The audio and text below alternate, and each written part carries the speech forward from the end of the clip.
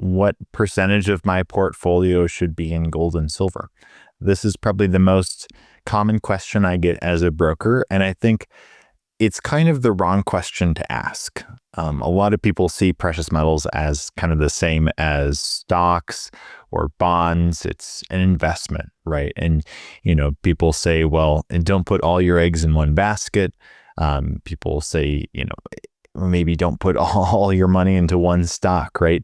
And I think that's where that question kind of comes from, is that misunderstanding of what kind of instrument is our gold, what kind of instruments are gold and silver. I see them as money. I see them as savings first and foremost. So if you ask the question, how much of my portfolio should be in savings, that question doesn't really make sense. I think how I see it, gold and silver, again, are savings. So it's kind of, how much risk do I want to take in the other direction, right? How much in investments do I want, right? Gold and silver aren't investments. So how much do I want outside of gold and silver is the more pertinent question that everyone should be asking. Precious metals throughout history have never gone to zero, right? They are money. They have been money throughout history. It's just in the last 50 years or so, since we came off the gold standard, that precious metals have been seen as kind of a barbaric relic. Less now in the last 10 years or so, as central banks have accumulated more and more gold. And since 1971, since we went off the gold standard, the gold price in dollars has gone up 100-fold, more than 100-fold, with gold at $3,600 at the moment. It started out as $35 per ounce in 1971. So you can certainly see how much the dollar has devalued. It's not so much gold going up, it's the dollar losing value. So if you think that, having, let's say 10, 20, 30, 40, 50% of your wealth in dollars is a good idea, I'd maybe rethink that and say, hey, well, is the dollar actually real money? It's not. Gold and silver are real money. They are the instruments that people have used as a medium of exchange that actually have intrinsic value. So if you're having that much, if you save that much in dollars and don't invest that funds, why not have it in precious metals? That's the way that I think of it. Again, it's not financial advice. It's just kind of reframing the question from how much should I have in precious metals to how much should I have outside of precious metals, outside of the safest asset that has never gone to zero in all of human history. So that's the first perspective. I think another question that I get as a broker is what kind of metals to invest in. And I think a lot of people can make this a bit more complicated than it needs to be. First off, I think getting something is better than getting nothing. So if you just have kind of analysis paralysis, right, by all the different options you see on some precious metal website, just kind of calm down and say, if I just get something, that's better than nothing. And what you want to do is make sure that you're not paying a huge premium above the market price of silver. So if something is a 10-ounce bar, right, or a 10-ounce product or a half-ounce product, just do the math to figure out, based on the price of 1 ounce of silver, make sure the premium is not too high.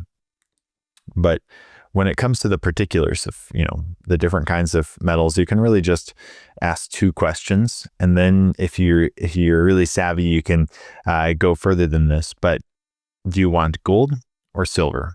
And then the other question is, do you want coins or bars?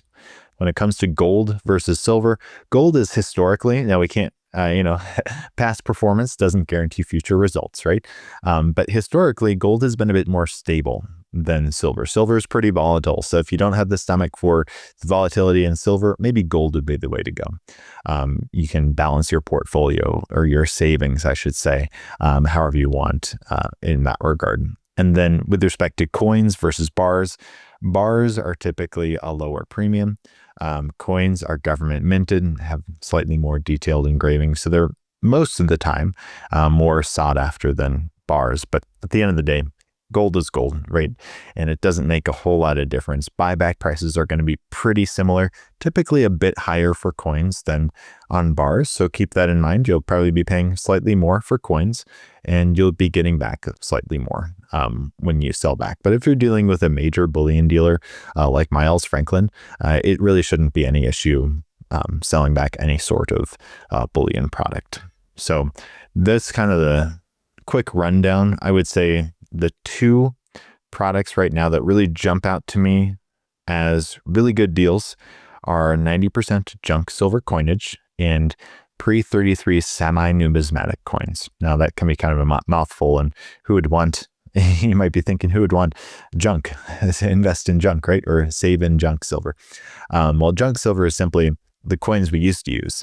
I don't know why it's called junk silver, but the coins we used to use in the US, so 90%, it's 90% silver, dimes, quarters, and half dollars. They're a really good deal right now. You can get them very close to the spot price, almost no premium whatsoever right now. And I remember in 2023, premiums were really high on those. It's a US coin.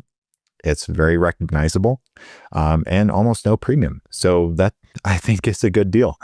Same actually with the pre-33s. If you compare the premium and pre-33s, for those who don't know, are the gold coins that the U.S. used before 1933, before Roosevelt nationalized or confiscated gold, right?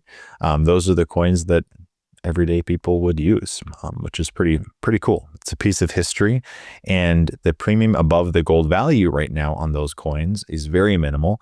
It's pretty close to what you'd pay for a bullion coin or even a bar in some circumstances. So I'm like, why not? You know, if you can get a sort of collector coin for the same price, why not do that, right? And it's very recognizable.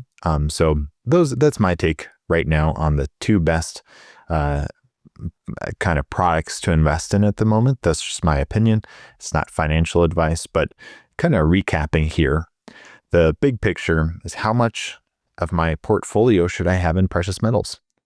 The real question should be, how much of my portfolio do I want to invest in something else? How much do I want not in savings, in real money?